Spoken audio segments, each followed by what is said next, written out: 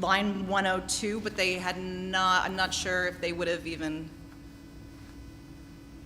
they would not have been in an expenditure yet.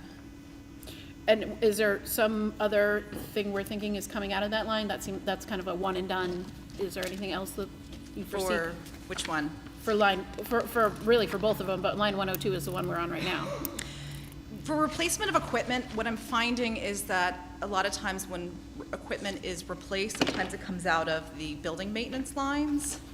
And so we can either keep that and purchase more for specifically replacement out of that line. But right now, I don't know what equipment will need to be replaced this year. Do you have some sort of parameters as to what kind of equipment would be Replaced? No, but even like, are we talking computer equipment? Are we talking chairs? Are we talking pencils? What kind of equipment are we talking that would come out of that line? Probably not technology-based equipment. There's different technology lines for that. And probably not school supplies either. There was different lines for that too. But I think other more equipment related to maintenance. Equipment related to maintenance. Like a vacuum cleaner Yeah, or shampooer or whatever. yeah.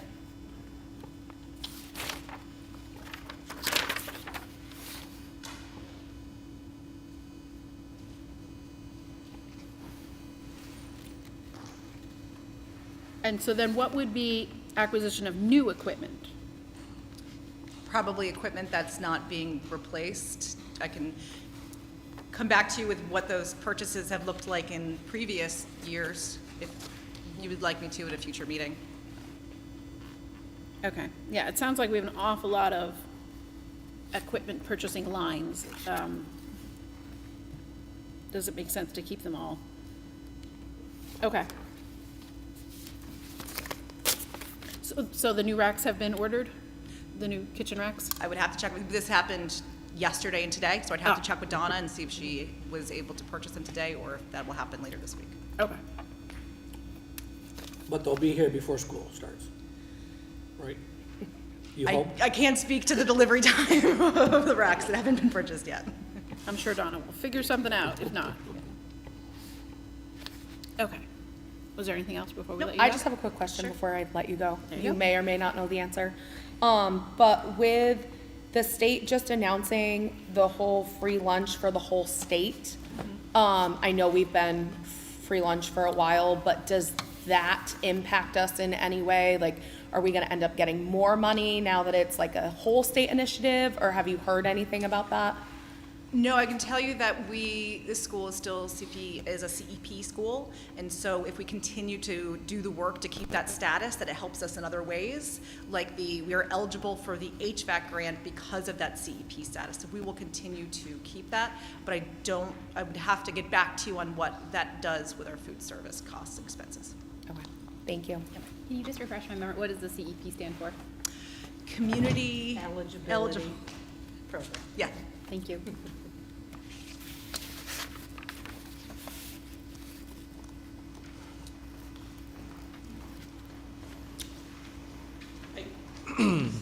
Just have a couple quick questions. Is there a place where people, the public, can go to see a list of the capital planning for the next year, 5 years, 10 years, anything like that? And I'm bringing it up just because, Eric made a good point about we have $30,000 budgeted for shades. I'm just kind of curious what other projects are planned. Instead of simply see a I list. would have to get back to you. I don't know if it's on the town website or not. Yeah, right. Just where to find it. And then the next question I had is, Actually, are you able to answer that question? Oh, please.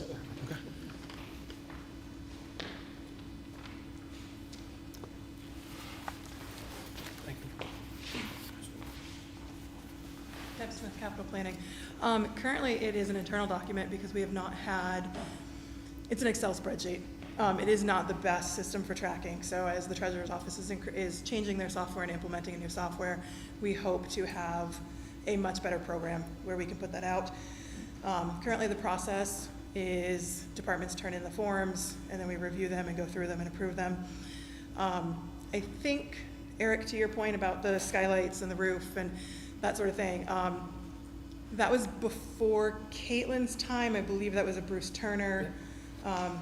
Sorry, I'm not sure that's his last name. He had submitted a project for that, and then there was a grant, I want to say, that the school was looking into hopefully getting that would do the roof, and apparently that was unsuccessful. I'm not sure grant is the right term. There was a program offered, I believe, through the state. It was an MSBA program, the Master Okay. Building Authority. Okay, thank you. And that turned into a much bigger conversation because it's the roof, it's the skylights, and then it is possibly the HVAC system.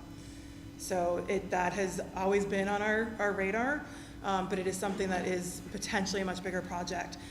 Also, with some of the changeovers for the school in particular, your capital plan, when it was started with Principal Trill. So he put in some stuff, and then there was Principal Candido, and I know right now you now have a new interim principal, so I'm sure they'll want to make some tweaks and changes. Just to give the school committee an idea, just so you guys are aware, as we move forward, potentially looking at an override process, we are going to be looking at the capital for townwide, and we are looking 5 years down the road, so there will be potentially a quicker process for capital maybe, because we only want to do an override once. So if we're finding that that is a step we need to take, we will need that information coming from all departments a little bit sooner. But typically the process kicks off in October.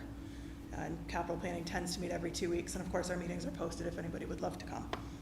So are you looking for us to prioritize what things we need, we feel we're gonna need in the next 5 years? Yeah. So that you can. Yes, those our determinations. next meeting is on August 30th. I'm sure we'll be discussing this again. One of the things we'll definitely need is updates as to all of your outstanding projects. Some of those are Jim Trill legacy projects like the track. So I mean, that's been something you guys have been approved for. And COVID, and a lot of these COVID hit in the middle of, so they might have been things that you were hoping to work on but couldn't because of that. So we would want updates on all of that. And then other things like the HVAC grant, keeping us in the loop, because the funding for those kind of things comes from the capital process. So yes, that will be part of the guidance that comes out, will be that we most definitely need 5-year plans from all departments. And then we've tried to go 25 years out, but we found that was very cumbersome and very, very hard to plan. And so can you give us a date, just so we make sure we get that to you in a timely manner? When do you need that by? Well, the next joint meeting is September 6th, and that will be all departments. It'll be FinCom, Capital Planning, and the Board of Selectmen. If it's possible to have an update as to your projects by then, the outstanding projects, that would be fantastic. I know you guys are really in flux and in transition with your administration, so I wouldn't expect that you could even come close to putting 5 years together in the next 2 weeks. I feel that would be unfair to ask you guys to do that. If there are big, like the HVAC, if you know that that is something, anything big like that that you kind of can foreshadow would be great to know about now. And then I'm sure as the boards continue to meet to discuss this override process, we'll be able to give you guys better dates and better guidance as to what and when we'll need things. Okay, so we can get something preliminarily to you by the 6th. Yeah, that would be But fantastic. continue to work on it as we tighten it up. Yeah. Okay. And at the very least, figuring out the outstanding projects. Yeah, I mean, there are several in chairs, there's several in here Yeah. that we should have a discussion about whether we still feel like we need to fund that. Sorry? Work with Eric, the maintenance guy. Yeah. Well, yeah, sure, yep. And that's part of the concern with the outstanding project is, so the chairs, just off the top of my head, the chairs and the track, for example, those were done when Jim Trill was still here, so that's quite a few years ago. $12,000 to replace the chairs probably is an unrealistic number now, unfortunately, and it may not be something you're interested in doing any longer. Yeah. Same with the window shades, that was kind of a holdover. I would question if $30,000 is enough. So, you know, it's kind of reviewing all that kind of stuff and figuring out how you move forward. And can money only be changed around at, like, town meetings? I think I think so. I For think it these is. particular ones, yes, because it is funding that was put to a specific line item. Yeah, Okay. and we do have a special town meeting coming up in the fall, so if we wanted to make some changes, we have that opportunity.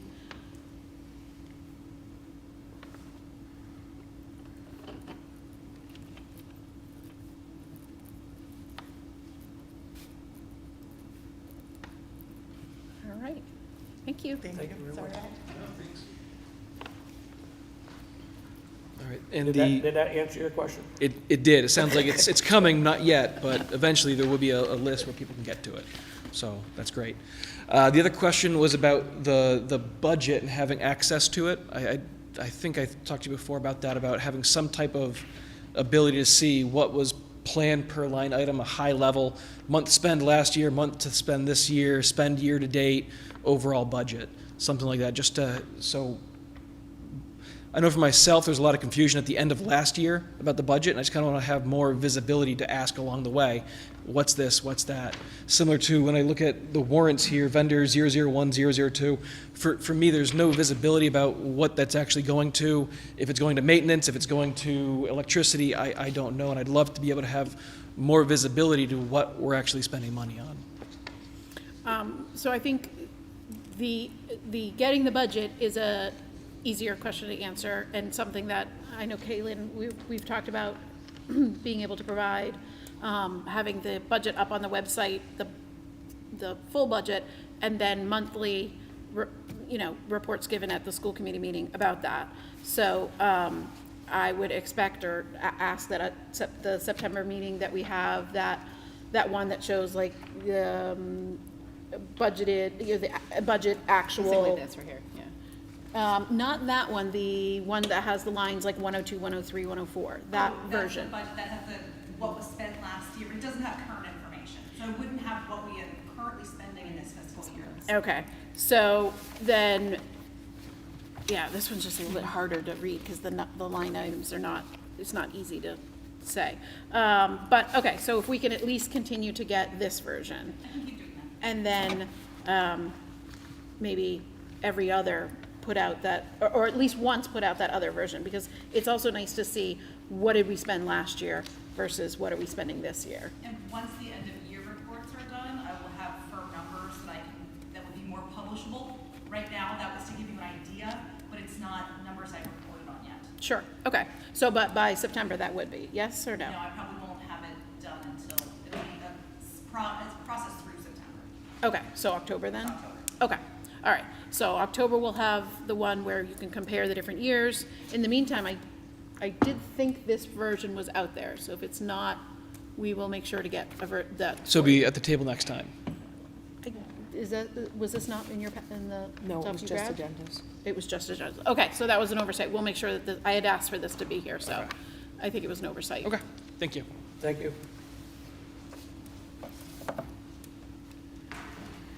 Okay.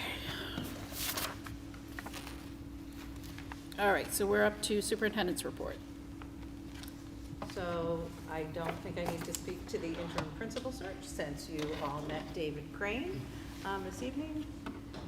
He started today, and he and I met this afternoon, so we're very happy to have him here. He seems very excited to be here. I'm very thankful for our team who met and interviewed our candidates.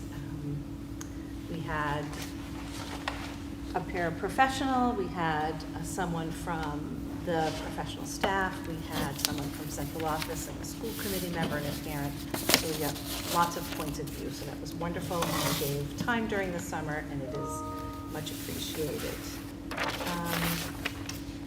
Next, a request was for enrollment. Pat sent me the enrollment today. So thank you to Pat for always being available and getting us the most up-to-date information. So the current enrollment numbers from Pat, a total of 126 students at Erving Elementary. We have 13 students in grade 6, 16 in grade 5, 17 in grade 4, 17 in grade 3, 20 in grade 2, split into 2 classes of 10 and 10, 13 in grade 1, 13 in kindergarten, and in preschool we have a total of 17, 11 pre-K 4, and 6 pre-K 3. And finally, new employee updates. We are looking for and have posted for a school adjustment counselor. As of Monday, we could post for the preschool teacher. I'm sorry, did you say you have an adjustment counselor or you're posted for it? Posted. Okay, We have posted. have posted, okay. So we have posted for a school adjustment counselor, preschool teacher, a librarian media teacher, and 4 full-time paras and 1 part-time para. And we will be needing an office assistant as well. That has not been posted yet. And what's the last part? Office assistant, part-time office A assistant. part-time office assistant, okay. And is that, that's not additional, that's because somebody's left? Correct. Okay. And so David Crane, our interim principal, has been given access to School Spring and been given resumes, and he will be heading the process for hiring. So I have a question, Chair. I just would like to think about budgets and are hiring a new full-time librarian. Why can't we utilize the library, the Erving, right down the street? I mean, you can walk the kids over there. I mean, it's just, we're in a tight budget, and I'm looking 5 years down the road. So would we consider revamping that librarian or part-time, or how can we work that out? I think that's a bigger conversation that we'd have to have with the current librarian or the library director. I think that's where you might start. Okay. But I think it might be a bigger process. I don't know how anyone else feels. Well, I started this conversation 2 or 3 years ago, and it's got nowhere. So, a lot of money to have 2 librarians working next door to each other, when we need more staff and more paras here, I think. So, that's just my opinion. Are you feeling like we need more than the 4.5 that are currently being posted for? I don't know. I just, we need to look into it. I mean, a lot of schools are using paras as a librarian instead of paying a librarian salary when we have one across the street. That's just my opinion. I mean, I'm afraid 5 years down the road, we're gonna be in the same budget crisis like we were last year. So,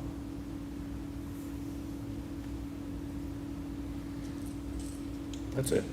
Okay, all right, thank you. Oh, Good. I just have questions. So with the adjustment counselor, I know this coming year, we're still using the ESSER funds or ESSER funds, however we want to say that. Is there a plan to have it in the budget after that, since this isn't posted as a one-year position? It would be a conversation that we are going to have in all Union 28 schools about what we want to do with the adjustment counselor position. Okay.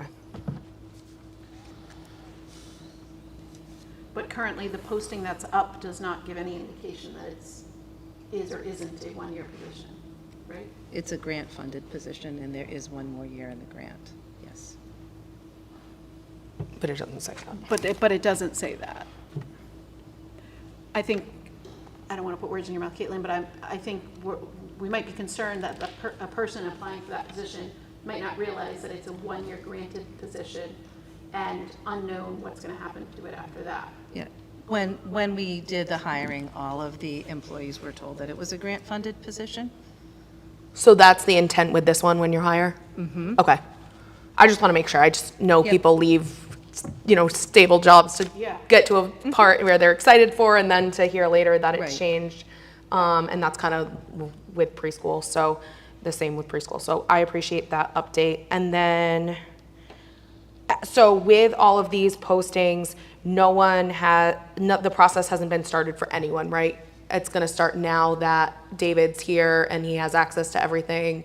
And so the goal is to, get everyone ready for the first day of school. The goal is to hire someone as soon as we can, yes. Perfect. And then the only other one that I had a question about was the .7 FTE ESL teacher. Is there an update on that? Karina is also our Director of Student Support Services, is the ELL Director, and she is working on hiring an ESL teacher. Okay. I just didn't see it posted on the Union 28 website, so I don't know if that's still like available, if that can be posted there. I did see it. I'm just going to interrupt. I believe she's already in the process. Okay, of that was my doing question all of then. it. Okay. Yeah. Because I know at one point it was posted as like a 0.3 and then we had changed it, so I just want to make sure that that's all Yeah, that cleared away. fluctuates daily, and so we have already hired an ESL teacher for Swift River, Shutesbury, and Leverett. And Okay, now so we this need one is more. just for Irving. Okay, Correct. perfect, thank you. Yep. So did we decide that it was a 0.7? Is that what I'm hearing? Because it was a 0.3, it was a 0.8. Did we It's, land- it's dependent on service delivery and needs of the students. That's how the FTE is determined. And Karina looked at all of the WIDA testing and access testing and determined the FTEs for the ESL teachers. Right, I'm asking, what did we land on? What was the final decision on the FTE? I believe it's 0.7 or 8. We just got 3 brand-new students last week. So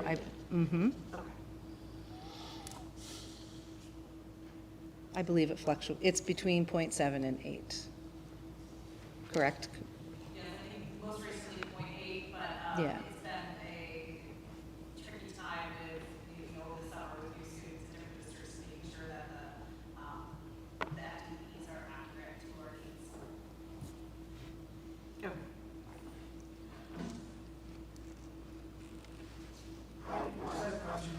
Employees, and Ms. Icorn, I think I'll ask for some clarification on a memo that you sent the select board yesterday.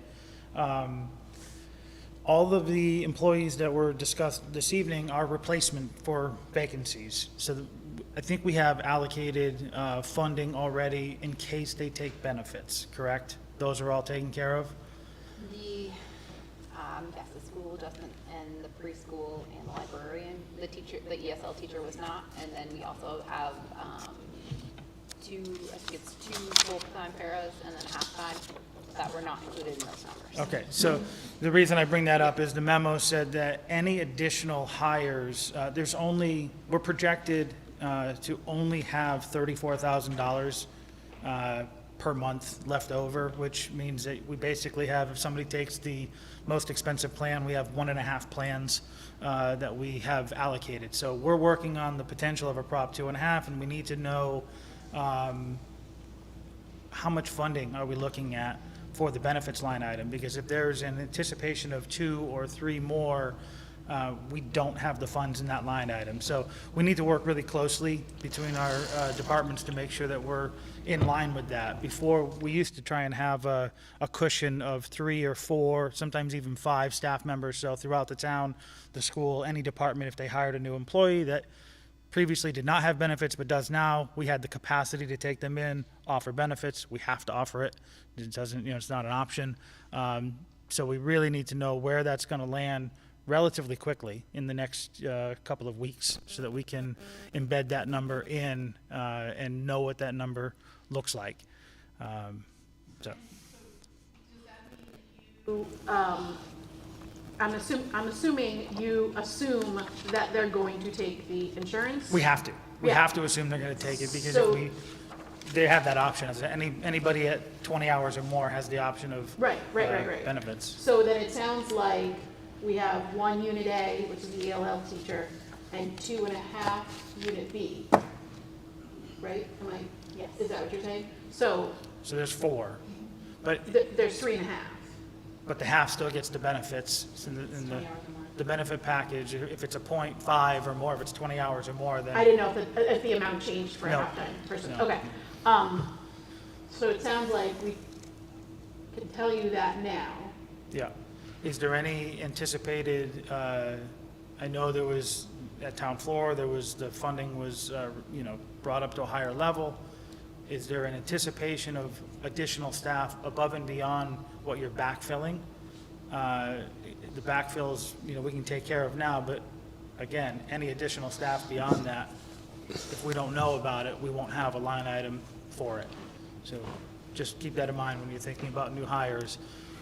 Typically, we used to have a cushion on that, but we streamlined it the last 2 years in order to make our budget cuts on our end, and we're at that flat line now where there isn't a cushion anymore, so. Right, our original request was increased, but then we pulled it back. Correct. due to everything that In happened order in to budget balance season. it. So it went back down to, we level funded it.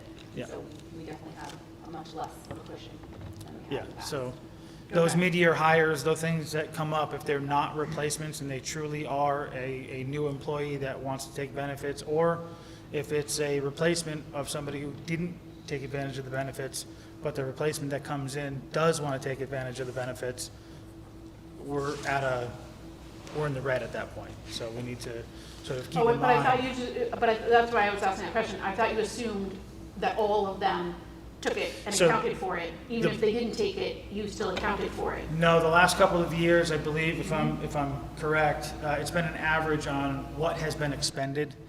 So it's not, we don't budget, we couldn't budget anticipating that every single person takes the full, it's 21,600 or something like that for the maxed out plan.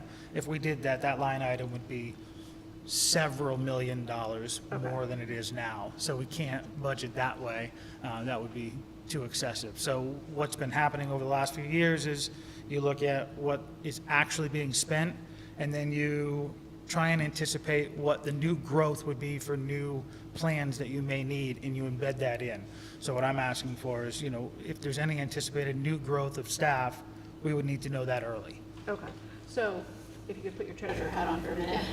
I mean, you would have that information about whether our staff took it or didn't take it that we're replacing. Correct. So is that something you're able to speak to right now? Right now, it would be a wash, so if the new school adjustment counselor, the preschool teacher, and librarian, if the new employees came in and took the benefits, we would be fine.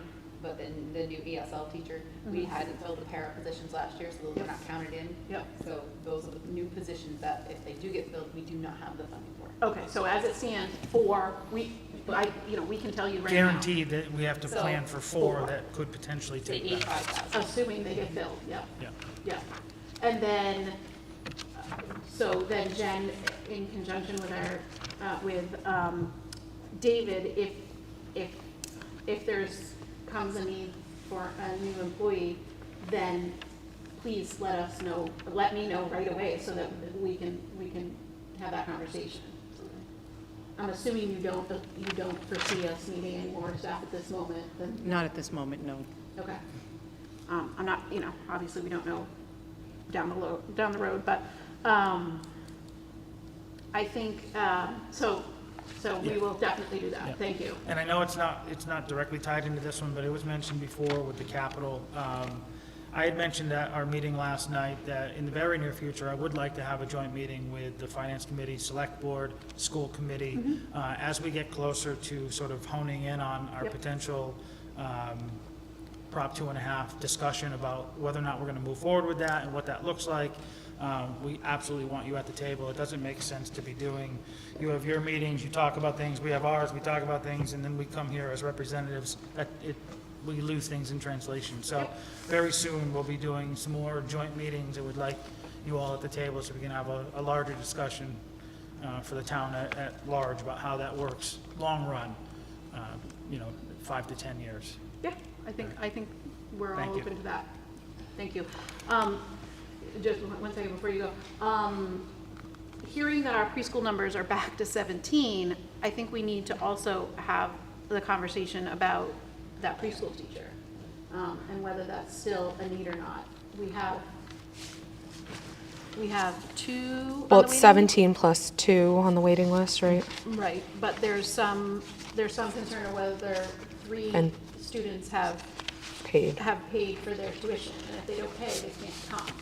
So, that would drop us down to 16 students. That doesn't really necessitate a second classroom. Not all of our other Union 28 preschools are at 17, 18, 19. So, I hate to go back and forth on this. I know that nobody likes to do that, but hearing this and then also seeing our numbers, I really think we might need to have that conversation, whether it makes sense to have an entirely separate preschool. I do think actually, I know one of the one of the pre-K students will need to come based on a plan. One that's on the waiting list, or one that hasn't paid tuition, or, well, I'm not It's sure on the which. waiting list, but that student is required to come. Okay, so, But it's still under what the other Union 28 preschools are. it's still a reasonable number, especially since we have 3 students who have missed the deadline to pay their bill. The bill was August 1st, and we're now at the 22nd of August, and they have not paid their bill. So we do have a policy in place about non-payment. I don't know whether those steps have been started yet or not. That would be a conversation I would ask you to have with the principal to see whether that has been started yet. I know it's first day, but we gotta have to keep rolling here. If that process goes through and they're not paying, that's, between 1 and 3 students that are not going to be part of our program. Those 2 on the wait list could take those spots. We'd still have between 16 and 17 children. So that certainly is something I can ask David to have a conversation with Pat. I mean, they've already established a nice relationship today. As you know, Pat's just full of knowledge, and she was very informative. So I guess what I'm asking for clarity around is, are we still keeping the posting up for the preschool teacher or not? Because you all voted it in at the last meeting, and David has some hiring to do in other positions, and I just want to make sure we're clear about where we're going to tell him. Right, yep, nope, that's a reasonable question, and I guess I put it out to the rest of you all as well. What do you think? We have 2 on the waiting list. So a total of 19? If the other, yeah. Yep. And this is 3 and 4-year-olds, correct?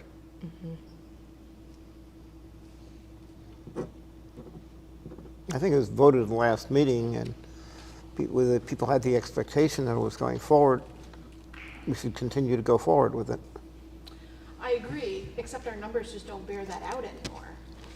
I mean, to have a class of 7 or 8 children is, there's some thought that that's almost too small. It's hard to make nice groupings, it's hard to, and that's a very expensive classroom as well. When you factor in your para, your teacher, your classroom supplies, everything else. Does that still make fiscal sense?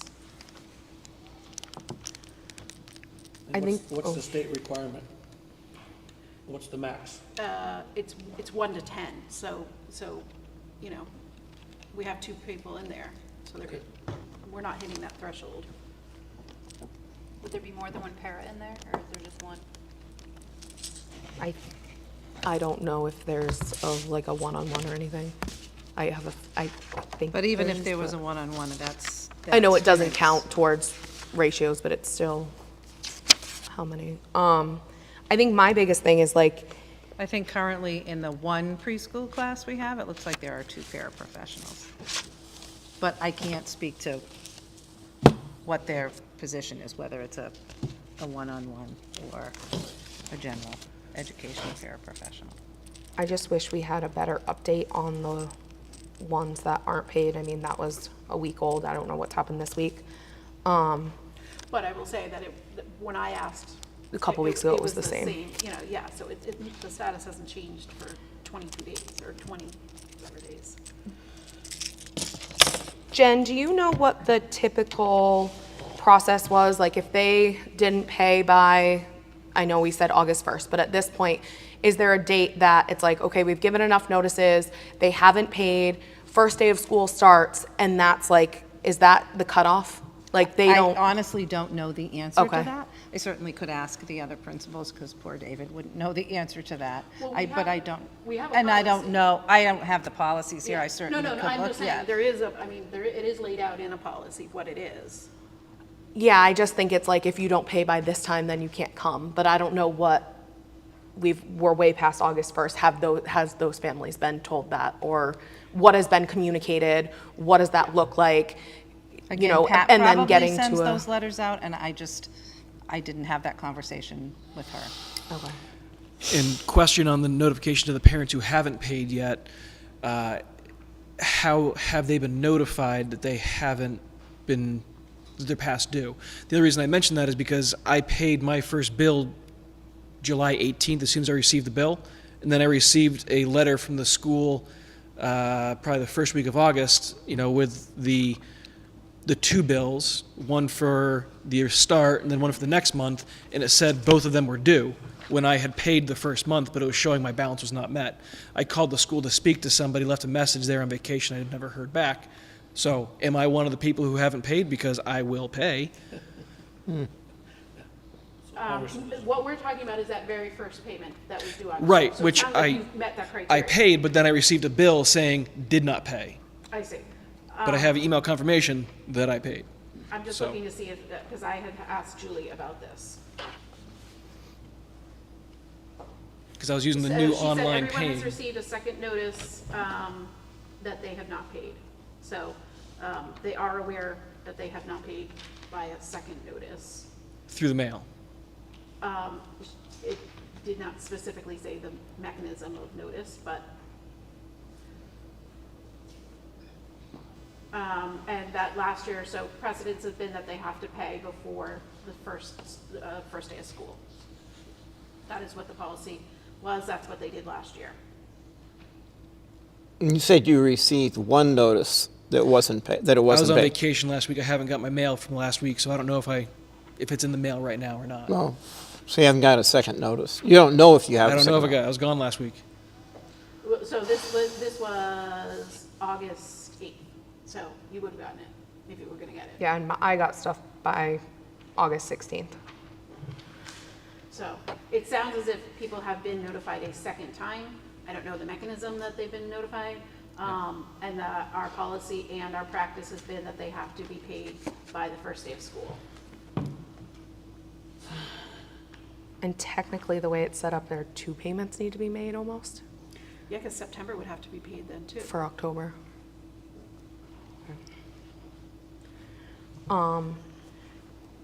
Jen, just another quick question. With all the other schools, the preschools in the district, are they all full day, or do they have different half-day options or mixed groups? They have all different options. So for example, at Swift River, they don't come on Wednesdays. At Leverett, it's a mixed class. It's early childhood A and B, which are 4 and 5-year-olds. And off the top of my head, I'm not sure what Shutesbury does.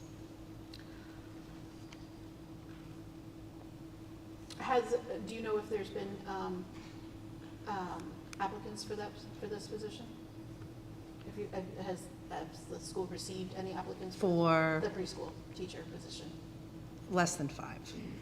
Less than 5? Okay. Okay. Yeah, I don't think he's got his question answered yet, right? No. So, I would call the school tomorrow and ask for Pat or Julie. Yep, I will. Who's in charge, right? Yeah. And say, they might check, not get cashed, was it cashed? I sent it, why did they get another notice? Sure. And obviously, we can't answer it. Yeah, no, that's fine. The other follow-up question was, what is the spread of 4-year-olds versus 3-year-olds? 11 and 6. Okay, 11 and 6. Okay. I would say yes still to the second teacher. I think that's a wise decision. Okay, but that's just me. So, Jen, can I ask that you please touch base with Pat/Julie tomorrow? I don't know if Pat would have all this information, because Julie's the one who does it for Erving, Julie Wheeler. But I would ask that we potentially just hold on to those applications until we get a clear answer, a little bit clearer answer as to where they're at in this process for those 3 students who have not paid their bill.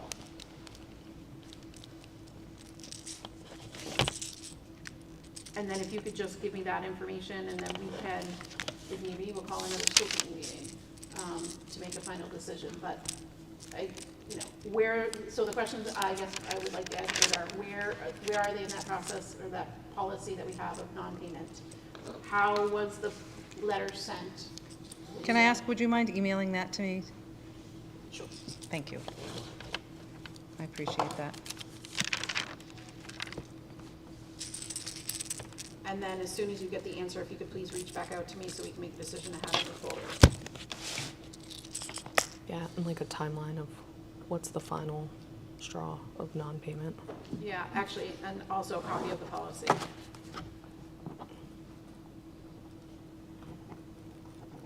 So everybody can see it. And you said how families have been communicated, right? How was it sent? Yep.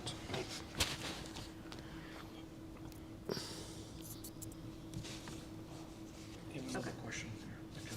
Yep, go ahead. Hi. Surprise, surprise, I'm here to weigh in on the preschool discussion. So I know this is nothing that anybody can officially speak to. I have heard community rumblings or like people talk, parents talk, that there might be some higher needs students in the preschool. How many or what those needs are, I'm not totally sure. But I feel like those things should factor in when it comes to the number of classrooms, because if there are multiple children, I know if they need a one-on-one, they'll get a one-on-one. Just something to think about. If there's children who need lots of extra attention, it could take away from the children who don't necessarily need that extra attention. So just a thought, you know me, pro 2 classrooms. Cool. Okay, thank you. Thank you. I have a question too. Go ahead. It was brought to my attention that some of the parents will not be sending their kids to preschool because of the time. So how is the time, when do we drop the kids off? Is it the same, it's not the same time as the regular kids, right? Is it later, picked up earlier? It was 5 minutes later, So was this a 5 minutes difference? and pickup was 15 minutes earlier. Okay, all right. Eric, that's been a long-standing issue we've had ever since, I mean, about at least 20 years that I've been associated with this school. Okay. The other issue is always the half-day Wednesday. It's difficult for Okay. parents. Yeah, it is. Yeah, I just wanted to bring it up. yep, yep.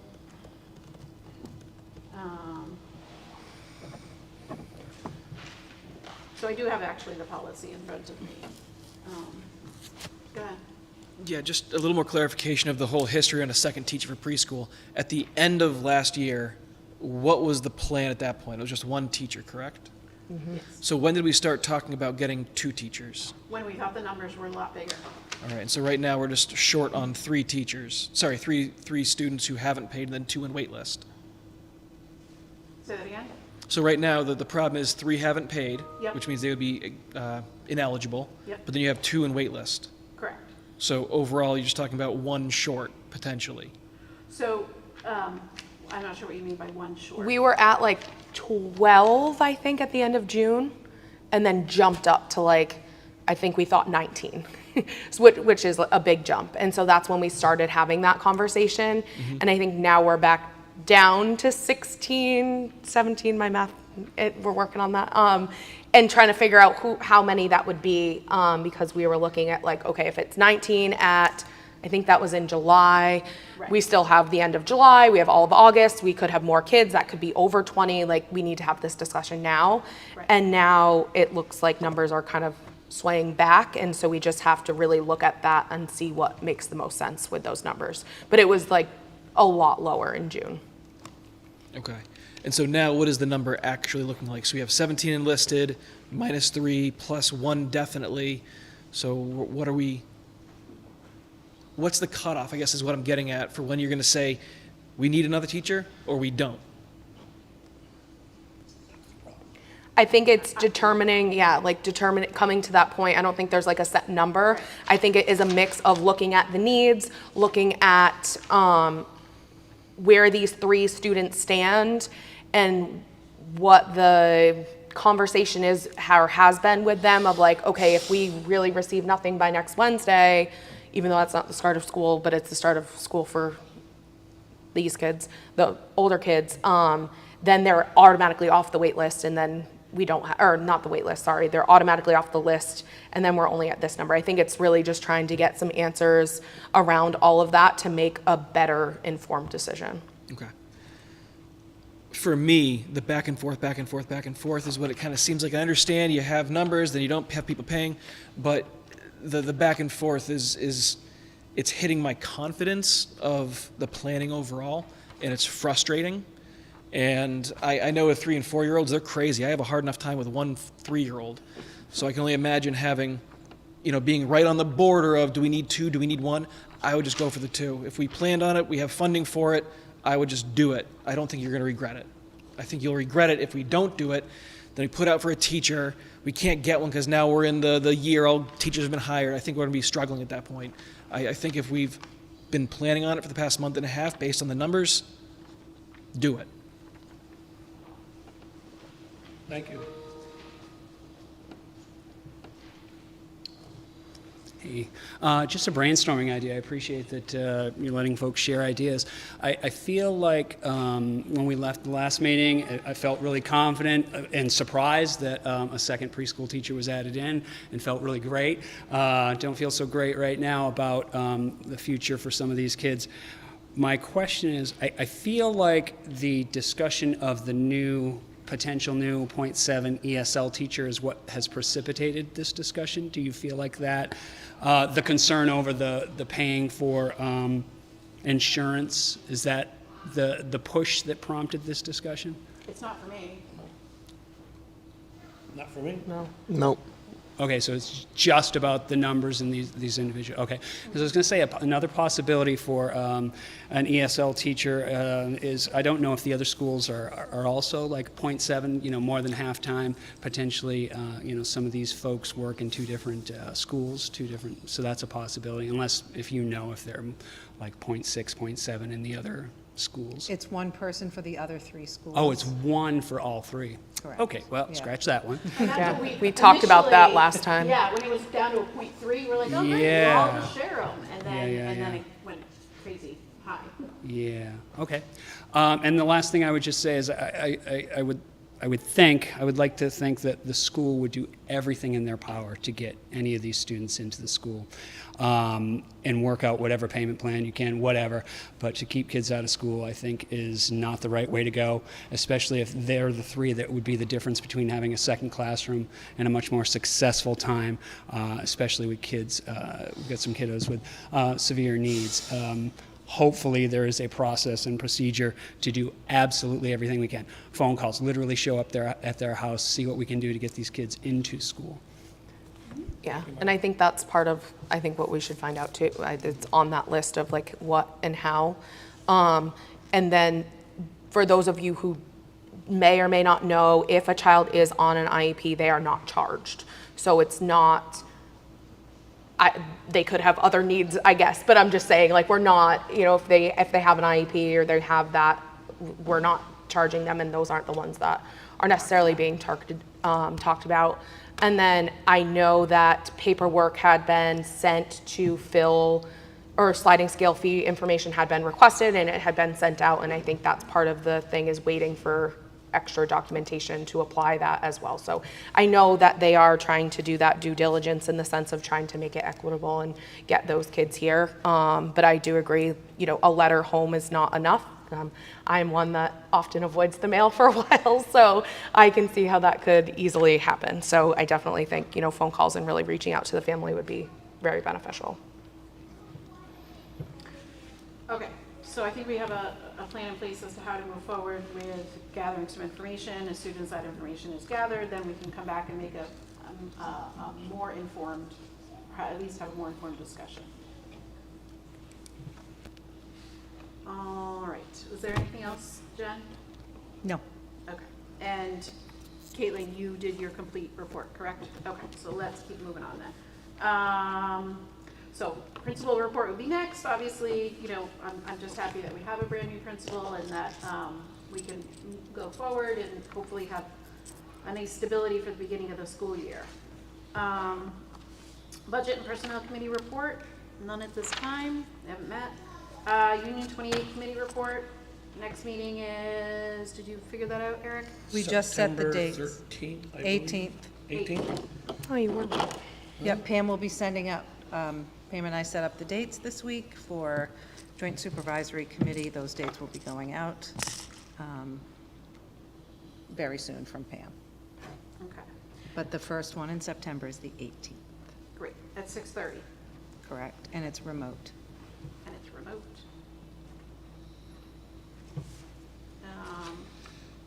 How does that get determined whether it's remote or in person? Typically, it's a discussion at the school committee meeting, and right now, Eric is standing in his chair, and those meetings have been remote and will continue to be remote until the May meeting. Until the May meeting? Well, we have to, after March, there will be no more remote meetings. So, not until May will they decide to not make them remote anywhere? We have them set as remote. It will be a discussion, I think, in the September meeting. Oh, okay, so they could go back to in person. Eric, yes? That would be up to the chair, I believe. Okay. Okay, Because they're going to We Form. reorganize in September. Reorganize. yeah, okay, gotcha, all right. Capital improvement plan, we talked about that, so we have some information gathering happening there. Withdraw from Union 28 discussion. Do we have anything to add for that one right here?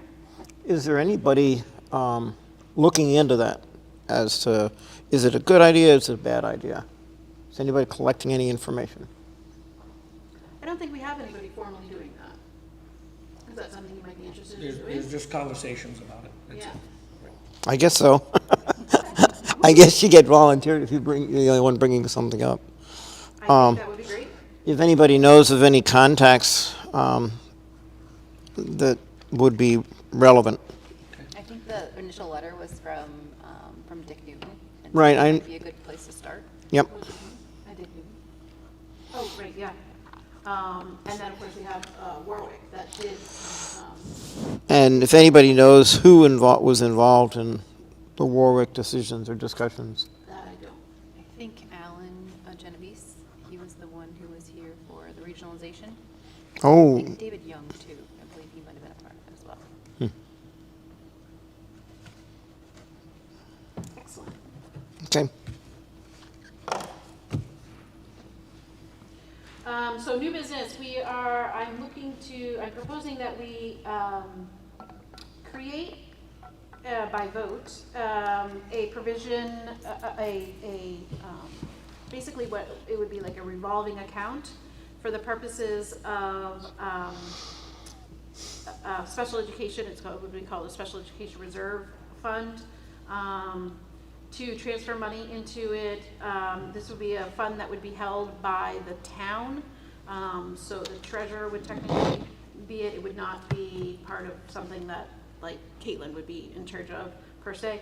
And the purpose of this is to put in money, ideally every year, that would be there in the event that we had some unanticipated sped costs. It would allow us to access that fund before we had to go to the town and ask for money there. It's something that many other school districts have. I don't know why we've never had it, but it was something that I learned about, and seeing as how we had last year, quite a bit of unanticipated costs, it sounds like something that would be good for us to do. We could put up to 2% of our net budget into it, so fairly good amount of money if we wanted to, into this fund every year. And so the process would be we would vote for it here, then it would be put on town meeting floor because it's a town account.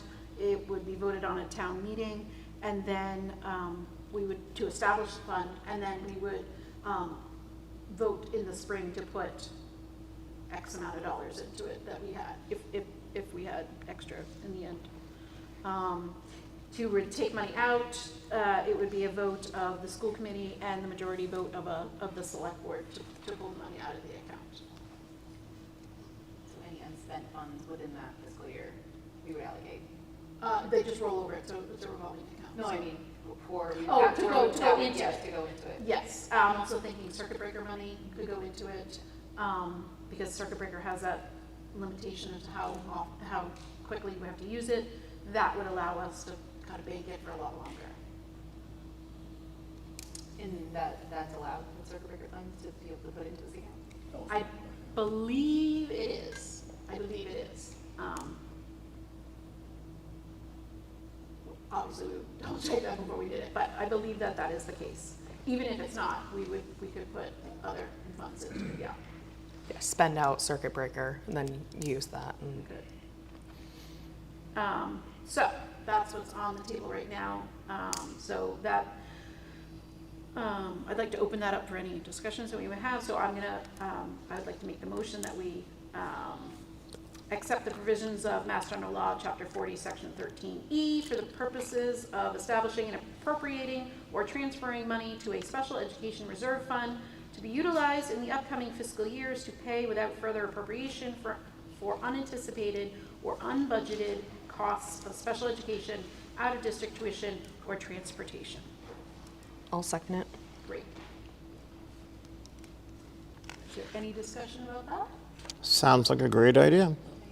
And it has to go to the select board first for final, or town vote. It has to go to a town vote. So first we have to, and then it's got to go to town. Yeah, so it become a warrant on the town Okay. meeting agenda. Any other questions or discussion? No? All right, so all in favor? Aye. Aye. Great. All right. I will move that forward to the select board, ask that it be put on the special town meeting. All right. Policy review and update. Pie report. Oh, no, sorry. Sorry. We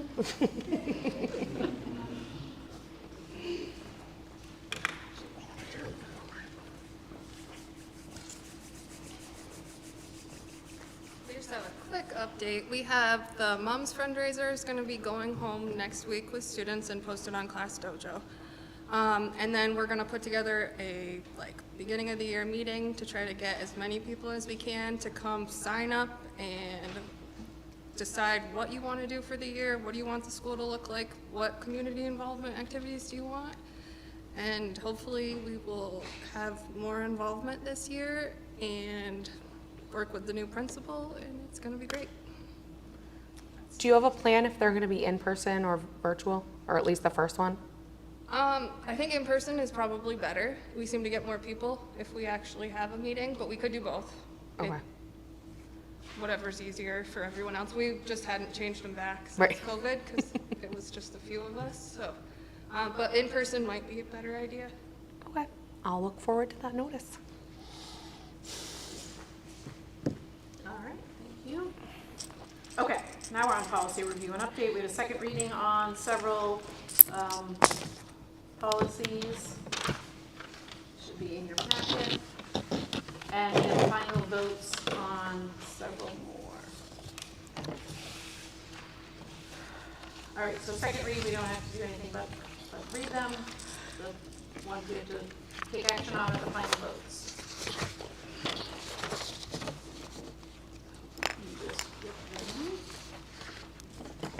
And these all have the edits from last time. We do have to vote on second read, so we can move them forward. Oh, vote them, okay. Yeah, because we have that, remember, the first read is the one we don't You're do, right, right? you're Yeah. right. Yep, sure. Okay, so, would somebody like to make a motion on the policy for second read?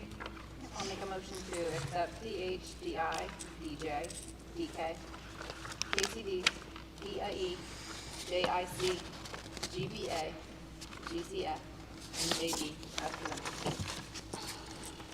I'll second it. Any other discussion about that? So we're just moving them forward through the process. Okay, so all in favor? Aye. Aye. Great, okay. Now we will.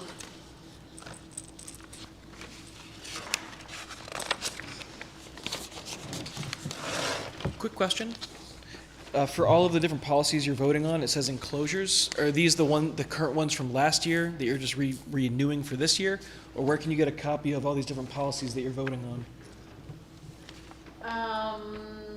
Jen, do we have our policies online? The policy manual is online, but the ones that are going through the process are not approved, and so they're not posted yet. Right. So where can we get a a preview of what you're actually voting on? We do not have a place for that yet, because we're still working on them, so we don't have anything posted as a working copy. Is there a way to give feedback from community before it's voted on? At the policy committee meeting? Yep. Which is, 6:30 before the meeting, so, at 6:30. yep. 6:30 to 7. Oh. Oh, September 19th. 19th. September 19th, 6:30 is the policy subcommittee. Okay. But I also wondered to alleviate some of this, if, I know the select board posts their whole packet online. I don't know if that's a possibility, because I know that, things can be posted online, so I don't know if that would be a Tom question or a Pat question, who uploads stuff to the website. Tom.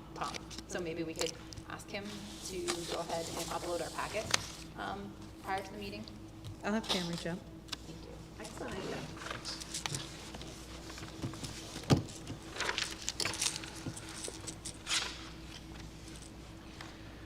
Okay, so we have a final vote on several policies. First one being policy DD, grants, proposals, and special projects. We've had our first vote, and now we're ready for our final vote. So we need a motion and a second. I'm sorry, you're voting on what? Policy DD. We're gonna go one by one. Oh, well, we can do all together if people feel fine too. Did you skip the second read? You were gone. Oh, thank you. Unless, we certainly can do them again together unless anybody has anything they want to pull out to amend. If not, we can do it together.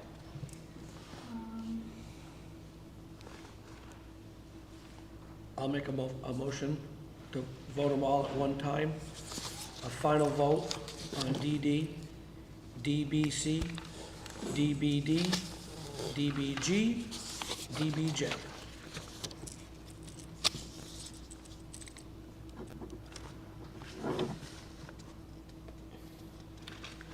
Is there a second? Ooh. It's for the purposes of discussion, so we Okay. can change it. I just want to make sure that these are the updated ones, because I thought on DBC last time that we talked about having it before our school committee meeting in November. Like, I thought we've changed that. So I just want to make sure we're Yep. voting on the right thing. Which one are you talking about? DBC.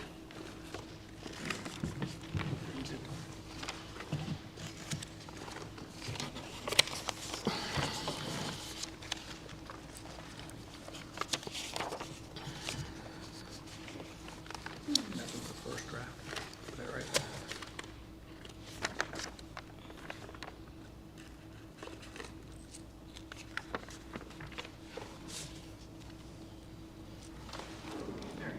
Need help find it.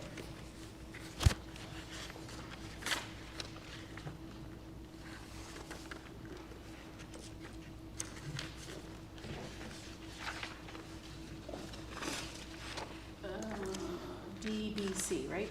Yep. Yeah, so, First draft must be submitted by November 30th. Is that right? Yeah, and then, but I do recall we had that conversation about. in time for November school committee meeting. Yeah, That's right, okay. yep, so that has not been updated properly.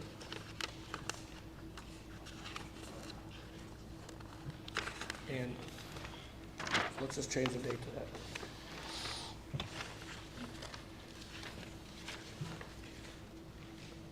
Well, if we put a date in there, then we'd have to, Yeah, no later than the November school committee. yeah. That's what we said, Yeah. yep, that's exactly what we said. So without withdrawing the entire motion, I'd like to make an amendment to DBC on the first draft of the budget must be submitted to the school committee no later than In time, in time yeah. for the school committee meeting November. in November. School committee meeting.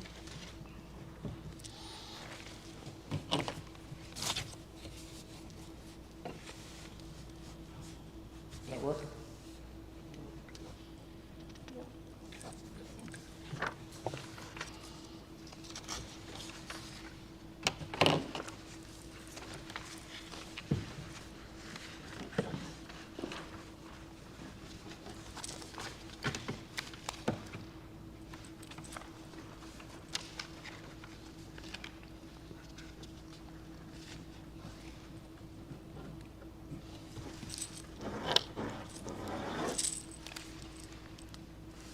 Uh-oh, time's up.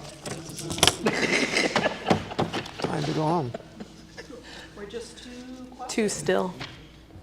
Someone's got to get up and dance around.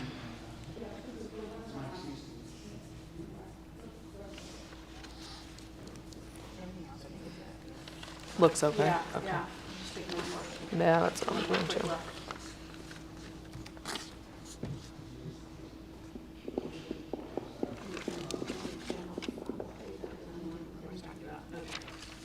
Okay, so we have a motion with an amendment on DBC.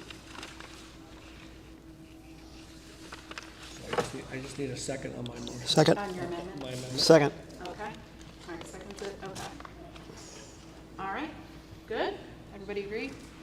We're good, ready to vote? Okay, so, all right, so we are voting on DD, DBC, amended DBG, DBG, and DBJ. All in favor? Aye. Aye. Okay. We will have an executive session. It is for the purposes of negotiations. If a vote is taken, we will come back into open session to have that vote in open session. So you are welcome to stay or watch it on YouTube. You know, I don't know how long we're gonna be. I don't want you guys to sit here. Although it is air conditioned. Shouldn't be more than 2 hours. Yeah. So we will make a motion to adjourn from open and go into executive session for the purposes of, say again, I'm sorry. No. No, you guys can stay. We'll go somewhere else. Yeah, that'll be easier. I believe we have to roll call out. Yep. So we have to make a motion to adjourn open session into executive session. So moved. Okay.